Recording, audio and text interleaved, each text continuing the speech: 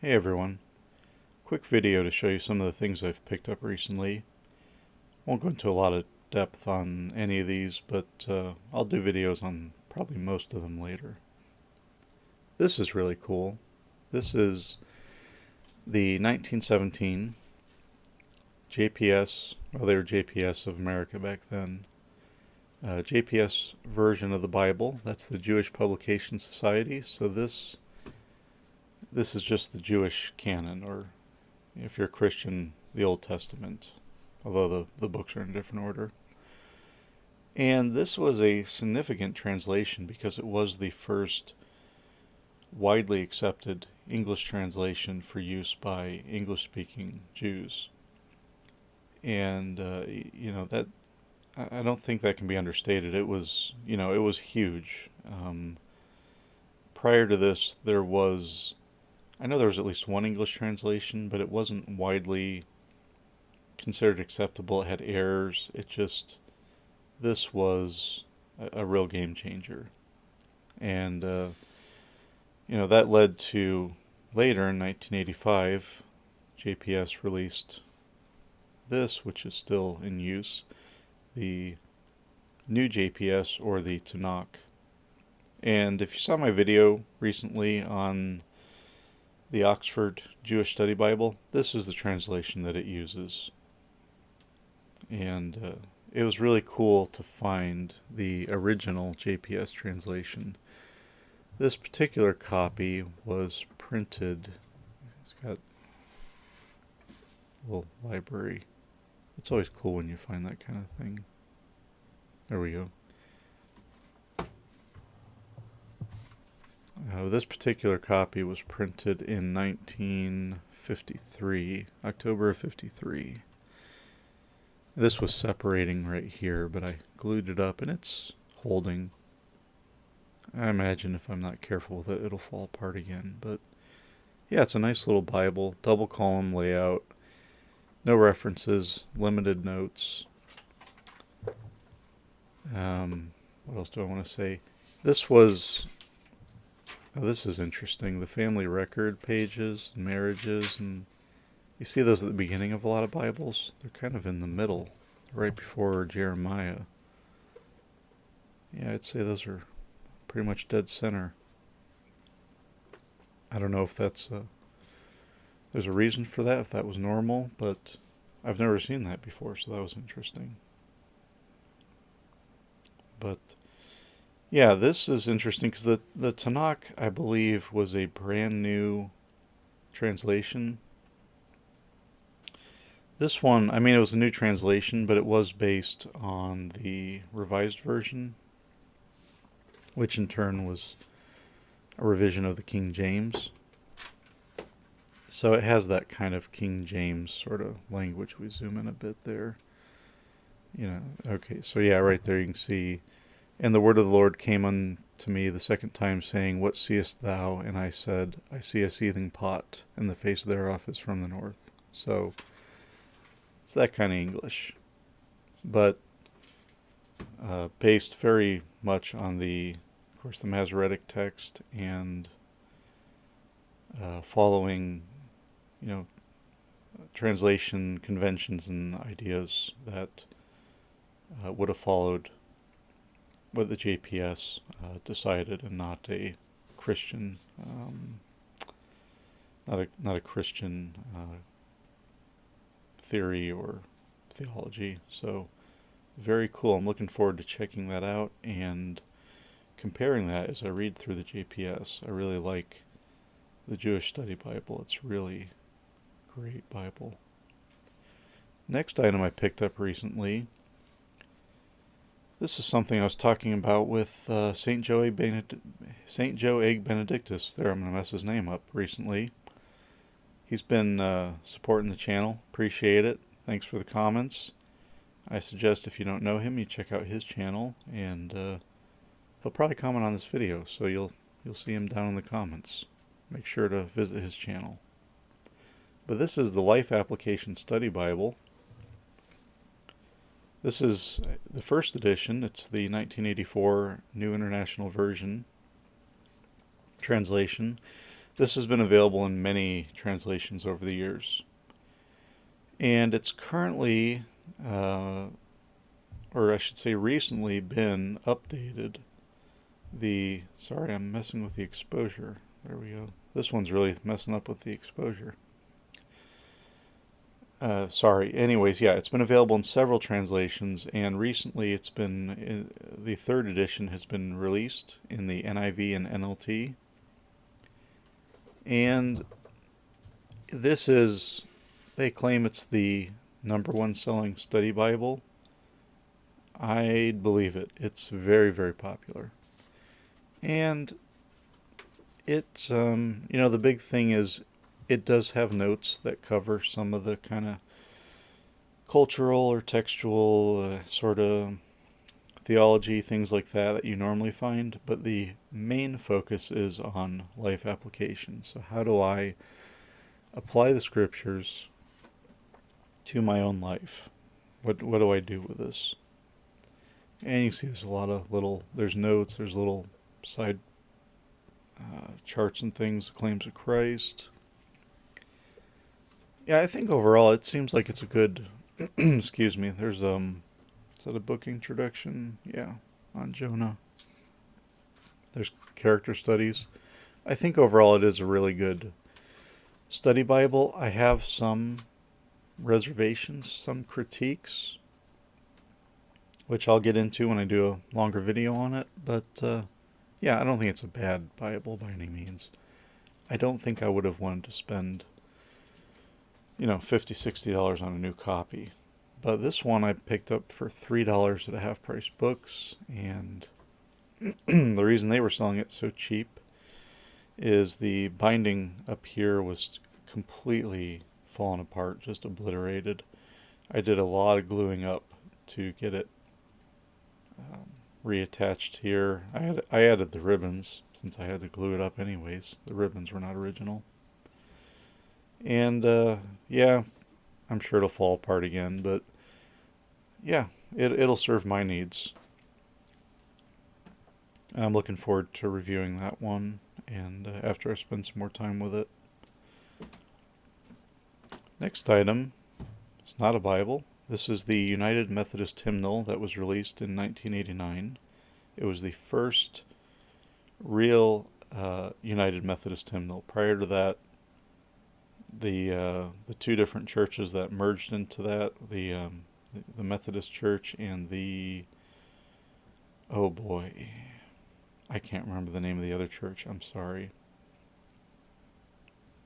I'll have it down when I do the video for this. But anyways, they both had their own hymnals, and that continued for several years until this was finally created. And it was a painful process. I think, another committee trying to come together and all compromise and agree. That takes a lot. So I learned a lot of history about this while I was researching it that I didn't know. Oh, yeah, I should mention, I was raised in the United Methodist Church, so I'm familiar with this. There was no contemporary service when I was a kid, at least not in our church. It was, I guess it was the traditional service. We didn't call it that because it was the only kind there was.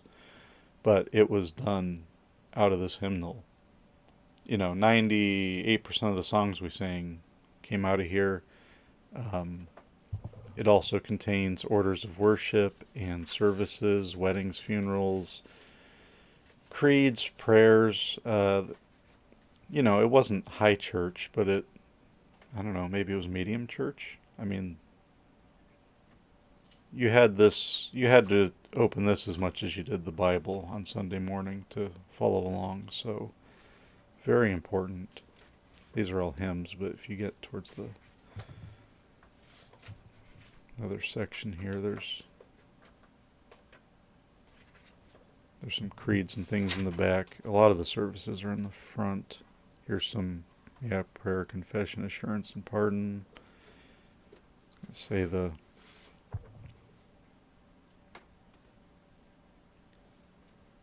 there's one of the baptismal services. So, yeah, I learned a lot I did not know despite growing up in the church when I was researching this. And I'm looking forward to doing that video. That'll come out soon. I have all my notes written up on it. I just actually need to record the video. It's going to be long. It's going to be my longest video up to this time when I do it. Oxford Companion to the Bible. Mostly I grabbed this because Metzger and Coogan. If you read the New Oxford Annotated Bible, you know those names probably. Metzger was the editor for many years, or one of the editors, and Coogan has now been the editor for the last 3 versions. But looks like going to be a lot of good articles in here. You see, this is a really long one on Judaism of the first century.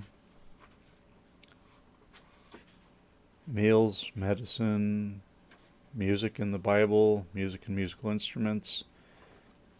A lot of kind of brief but scholarly articles from 2, pretty big names. So I think that's going to be helpful. I picked that up at half price for $10. You can see the binding's a little right there.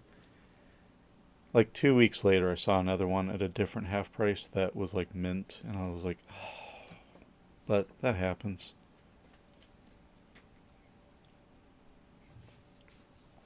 Another half price purchase. The Great Courses, the Old Testament, with Professor Amy Jill Levine. So this is cool because, hey, Amy Jill Levine, she is awesome.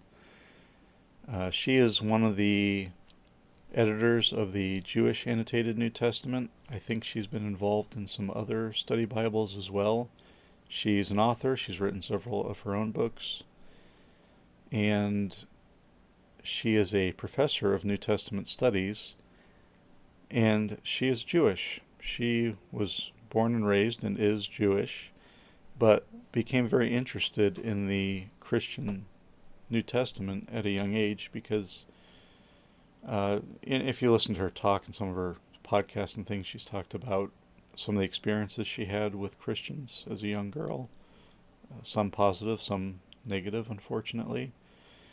And it just led her to take that and growing up in a very Roman Catholic neighborhood, she took a real interest in Christianity and ended up becoming her area of study. And she's great because she does a lot in her writing and in her talks and you see it a lot in that Jewish Annotated New Testament. She does a lot to help Jews and Christians understand each other and to get along. And, unfortunately, especially in the past and still some today, we see that is not always the case, unfortunately. So she is awesome, and I'm sure, and if you listen to her, she's just a great speaker and writer. I'm sure this is going to be really interesting. I think my wife and I will sit down and watch this together and study it. So, very cool. That was $20, but I don't know. If you buy any of those Great Courses new, they're expensive. Although I think it seems like they're probably going to more of a subscription service these days, like everything else. Okay. Oh, this is getting pretty long. All right, this is going to be the last item. I was going to show some other books I picked up, but we'll stick to this will be the last thing because this video is getting long. New American Bible. I've actually had this for a while. I just haven't really looked at it. I picked it up at a library sale for $1. If you're familiar with Catholic Bibles, this is the predecessor to the New American Bible Revised Edition, or NABRE. And from what I've read or heard, I haven't looked into it a lot, but from what I understand, this maybe had some issues, and the Revised Edition is better, but I don't know. But this is interesting. It's interesting. It's not a study Bible per se, but it does have quite a few notes. And I guess we have, I think those are, yeah, references. Double column layout. It's an interesting Bible. I don't know if I'll do a video on this one or not. We'll see. I have so many others I wanted to get to that I'm more well acquainted with. This isn't one I really know, because well, like I told you, I grew up in the United Methodist Church and don't have much experience with Catholicism, although I have a lot of Catholic friends. Hi, Jen. Alright, anyways, I got a lot of stuff to review and do videos on, so I will eventually, like I say, the next thing hopefully will be a video on the United Methodist Hymnal. If you have any questions about any of these things and you'd like to see me address in any of my videos, feel free to share in the comments, and if you'd like to see them, subscribe, and thank you for watching.